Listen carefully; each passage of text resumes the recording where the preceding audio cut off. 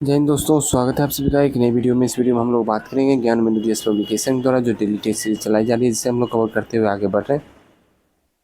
उसी में आज हम लोग कवर करेंगे साइंस और टेक्नोलॉजी का पोर्शन। क्वेश्चन कुल होंगे इसमें 25/6/2024 को एप्लीकेशन पे करवाया गया है। साइंस और टेक्नोलॉजी सब्जेक्ट है। चलिए क्वेश्चन स्टार्ट करते हैं। PDF चाहिए, पेड ग्रुप में ज्वाइन होना पड़ेगा। पेड ग्रुप का चार्ज है मात्र 11 रुपये। टेलीग्राम पे मुझसे बात करके उसके बाद ज्वाइन हो सकते हैं। ठीक है, चलिए स्टार्ट करते हैं। क्वेश्चन नंबर 1, शरीर के लिए आवश्यक विटामिन डी का कितना प्रतिशत भाग शरीर में सूर्य के प्रकाश की उपस्थिति में बनता है? तो शरीर में जो जितना विटामिन डी चाहिए उसका 30% भाग जो है हमें सूर्य के प्रकाश से मिल जाता है। 30% विटामिन डी जो है हमें सूर्य के प्रकाश से मिल जाता है। और विटामिन डी को हार्मोन भी कहा जाता है। विटामिन डी को हार्मोन भी कहा जाता है। ठीक है, और विटामिन डी का रासायनिक नाम आपको पता होना चाहिए, कैल्सीफेरॉल। क्या नाम है? कैल्सीफेरॉल। नेक्स्ट, निम्नलिखित तथ्यों पर विचार कीजिए। साबुन लाल लिटमस पत्र को नीला कर देता है।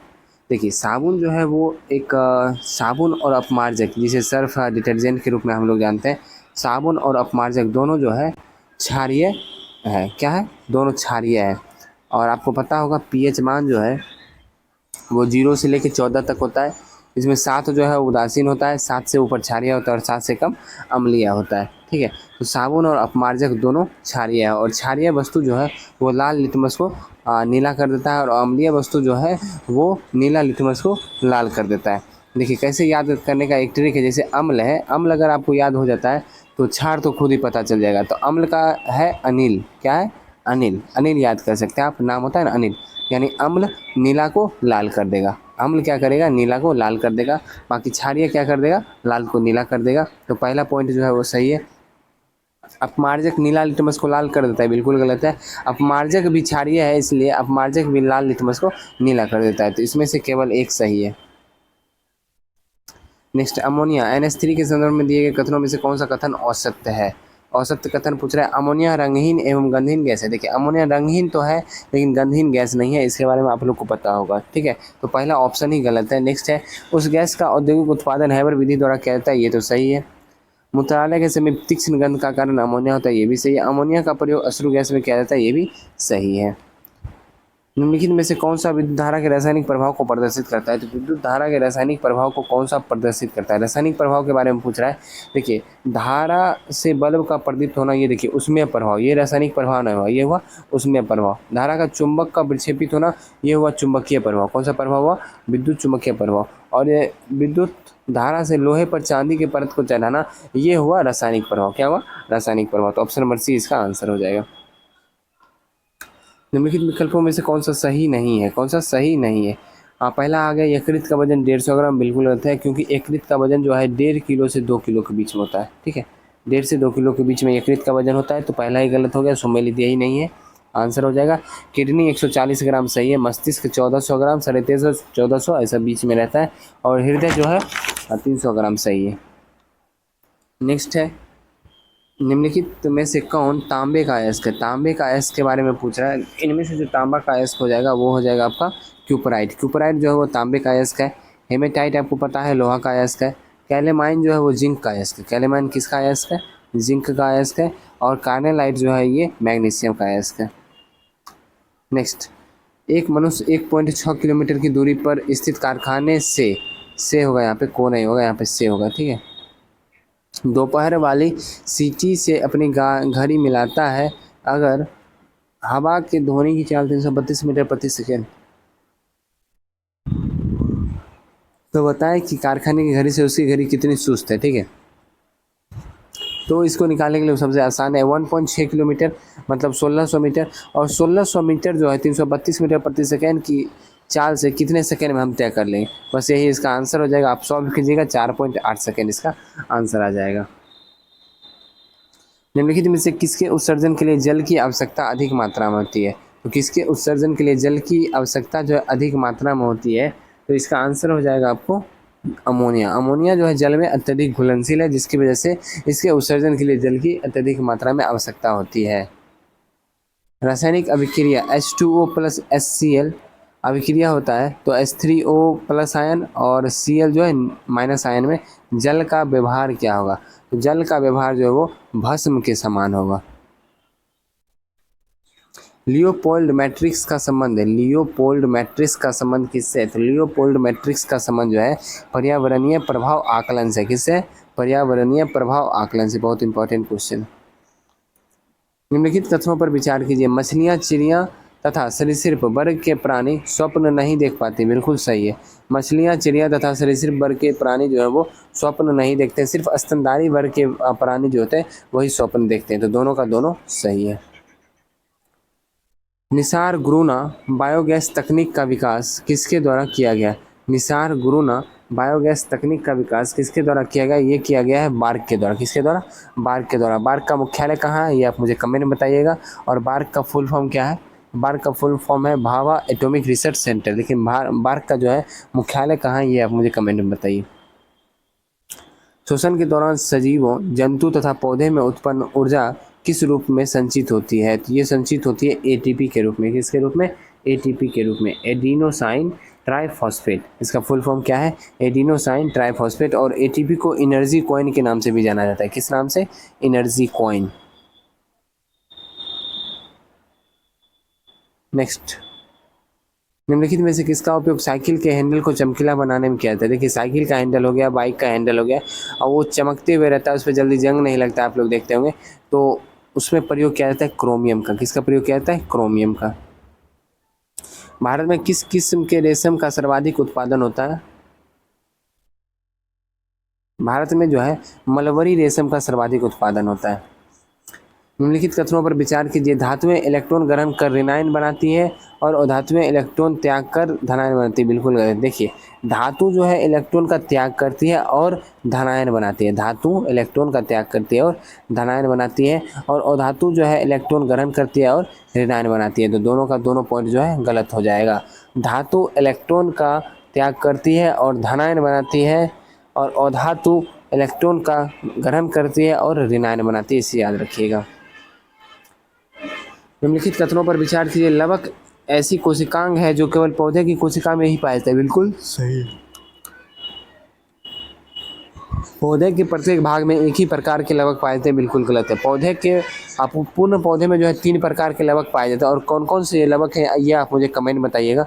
मैं पिछले कई वीडियो में इसके बारे में बता चुका हूँ। कौन कौन से ये 3 लवक हैं ये आप मुझे कमेंट में बताइए। केवल एक इसमें सही होगा।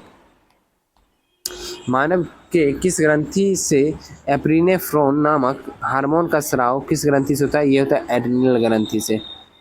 एक गाड़ी का द्रव्यमान 1500 kg है। यदि गाड़ी को 1.7 मीटर प्रति सेकंड के मंदन के साथ विरामावस्था में लाना हो तो गाड़ी और सड़क के बीच लगने वाला बल कितना होगा? तो मंदन है, बहुत आसान सा क्वेश्चन है, कुछ नहीं है इसमें।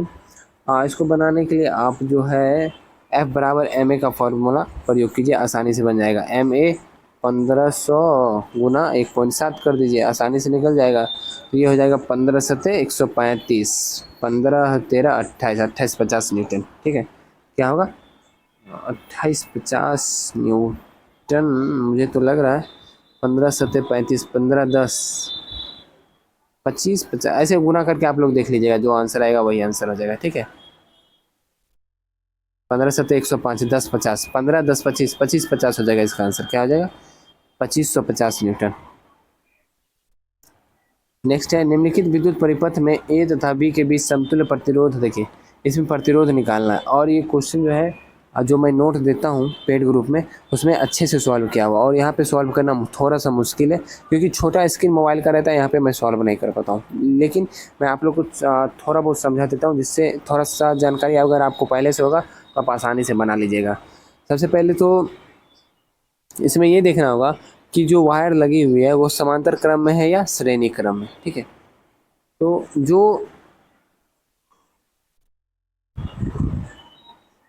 जो वायर जो है श्रेणी क्रम में होगा उसे 1/r इक्विवेलेंट के फॉर्मूला पे बनाना पड़ेगा, और जो वायर सीधा होगा यानी श्रेणी क्रम समांतर क्रम में होगा उसे डायरेक्ट r इक्विवेलेंट के फॉर्मूला पे बनाना पड़ेगा, यानी उसको डायरेक्ट आप जोड़ सकते हैं।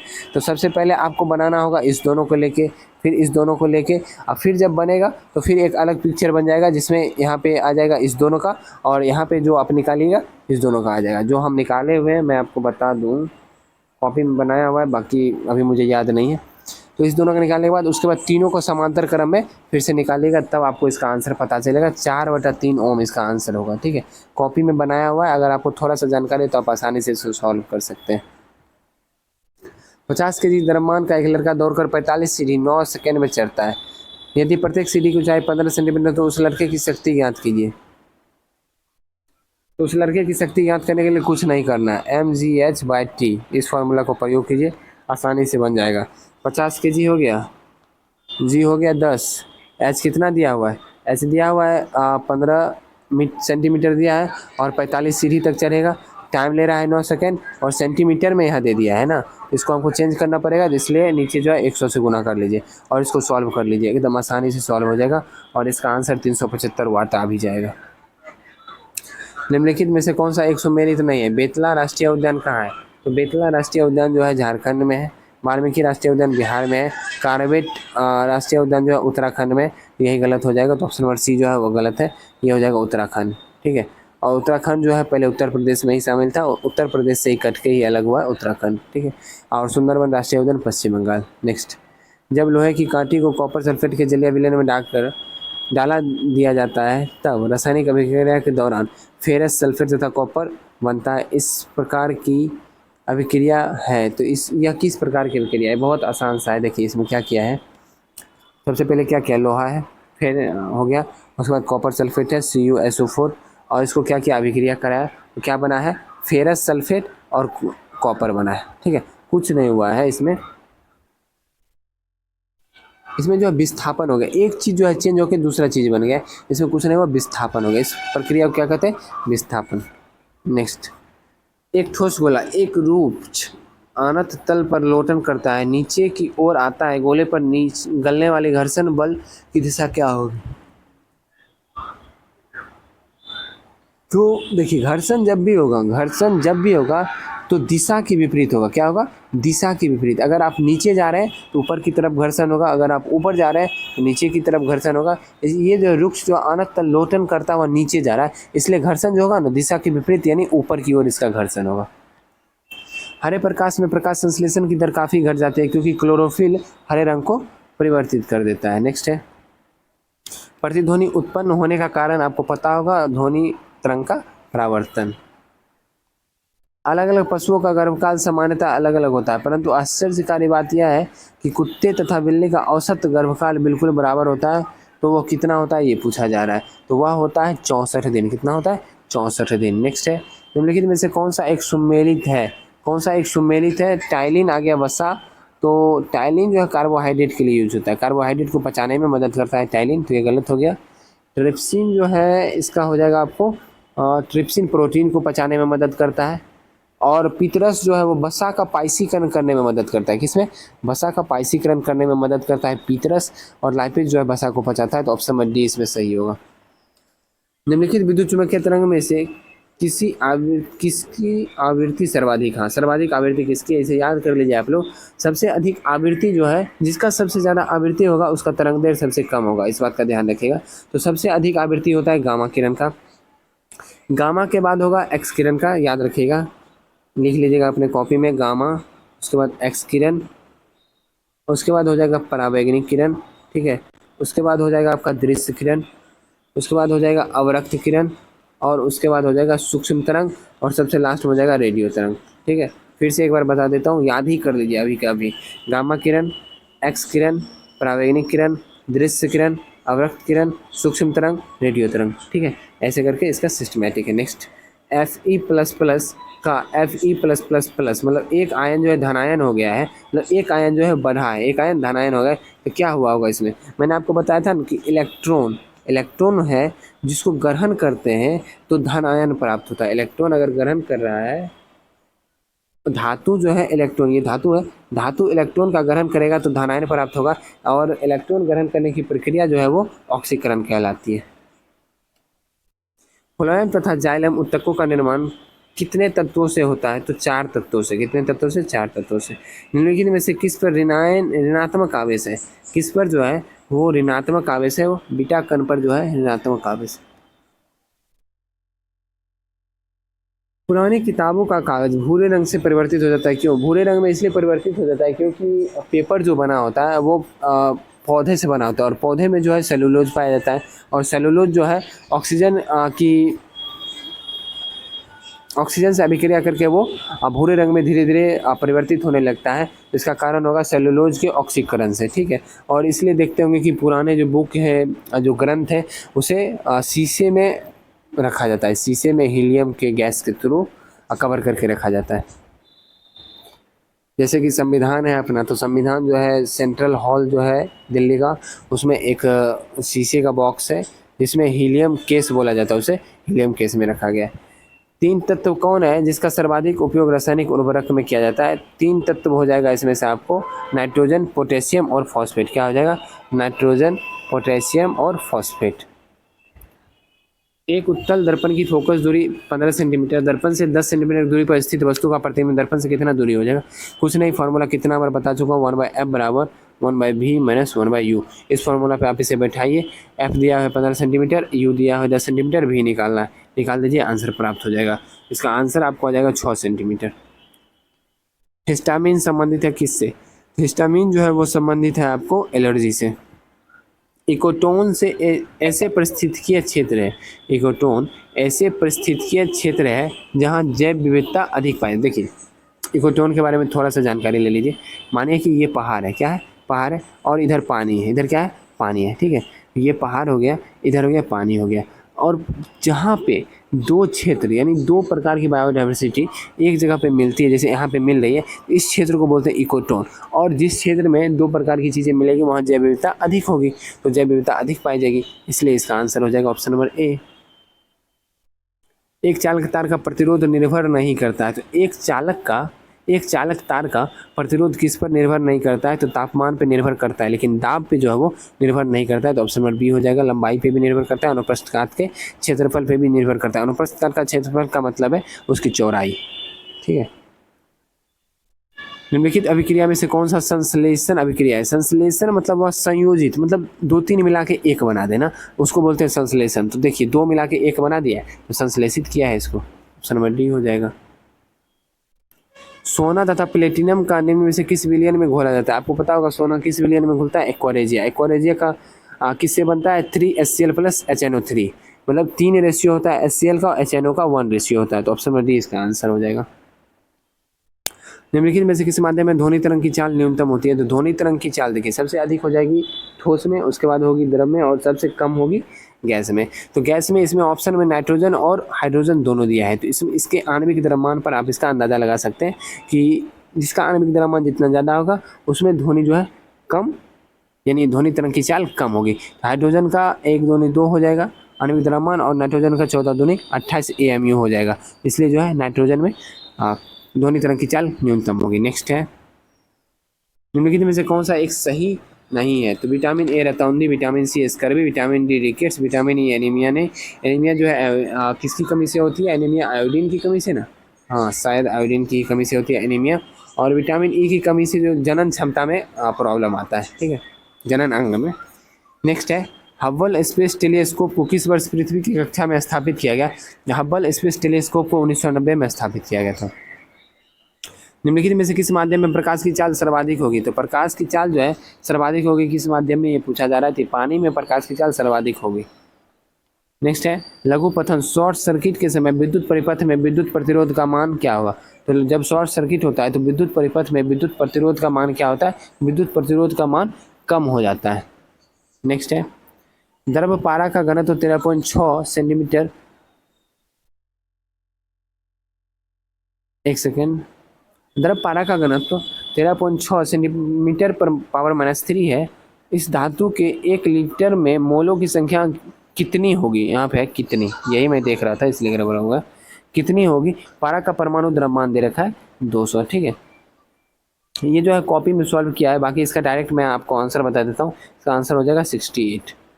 नेक्स्ट है, निम्नलिखित कथनों पर विचार कीजिए। दोनों किडनी के द्वारा प्रति मिनट 1 मिलीलीटर मूत्र का निर्माण होता है, ये तो सही है। मूत्राशय में जब 150 ml मूत्र जमा हो जाता है तब मूत्र त्याग करने की इच्छा उत्पन्न होती है, इसमें मक्यूरिशन बोला जाता है, ये भी सही है। अधिकतम 250 से 300 ml मूत्राशय में रोका जा सकता है, ये भी सही है। तो सभी कथन सही है। निम्नलिखित कथनों पर विचार कीजिए। मानव में 31 जोड़े स्पाइनल तंत्रिका पाए जाते हैं। तो मानव में 31 जोड़े स्पाइनल तंत्रिका पाए जाते हैं, ये सही है। मानव में 12 जोड़े क्रेनियल तंत्रिका पाए जाते हैं, ये भी सही है, दोनों सही है। यदि एक बल्ब में 3 घंटे तक 0.4 एम्पियर धारा प्रवाहित की जाए तो उसमें कितना आवेश प्रवाहित होगा। जिसका फॉर्मूला है I बराबर Q/T। इस फॉर्मूला पे आप इसे सॉल्व कीजिएगा तो आसानी से सॉल्व हो जाएगा। इसका आंसर आ जाएगा आपको 4320 कूलाम। लास्ट क्वेश्चन, आवर्त सारणी का कौन सा आवर्त दीर्घतम आवर्त है। देखिए दीर्घतम आवर्त जो है छठा है, क्योंकि सातवां जो है अभी पूरा नहीं हुआ है, इसलिए दीर्घतम आवर्त कौन सा हो जाएगा, छठा। तो आज का सेट यहीं समाप्त हो गया। आशा करता हूँ सेट पसंद आएगा। सेट पसंद आया तो वीडियो को लाइक कर देना, चैनल पर नया है चैनल को सब्सक्राइब कर लेना। मिलते हैं नेक्स्ट वीडियो में। जय हिंद।